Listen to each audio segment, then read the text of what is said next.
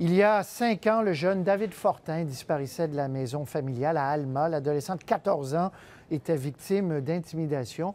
Il aurait vraisemblablement fugué. 5 ans plus tard, ses parents sont toujours sans nouvelles. Pour souligner cet anniversaire, ce triste anniversaire, l'organisme Enfant Retour lance un programme pour réduire les risques de fugue. Julie Marceau. Bonjour tout le monde, ça va bien? Oui. Une nouvelle formation bientôt donnée dans les écoles secondaires de la province pour prévenir les fugues qui représentent la majorité des cas de disparition au Québec. Pour dire à les enfants, écoute, on sait vous avez des problèmes, mais c'est important de parler à quelqu'un. L'objectif, éviter des disparitions comme celle de David Fortin, cet adolescent de 14 ans d'Alma, victime d'intimidation. Il a fui la maison familiale le 10 février 2009. Ses parents ont multiplié les recherches, mais David n'est jamais revenu. 5000 disparitions d'enfants.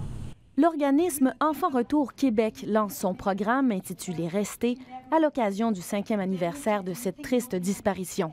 Et les jeunes l'avouent, le cas de David Fortin est troublant. Personne ne pense que ça va devenir aussi sérieux.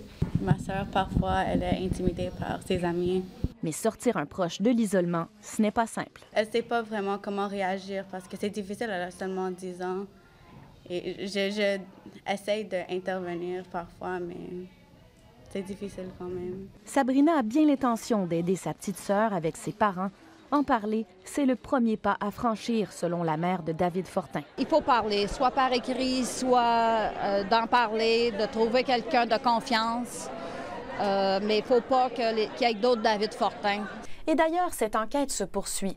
Jeunesse au Soleil a décidé d'offrir jusqu'à 10 000 $ à toute personne qui aurait des informations sur David Fortin. Ici Julie Marceau, Radio-Canada, Montréal.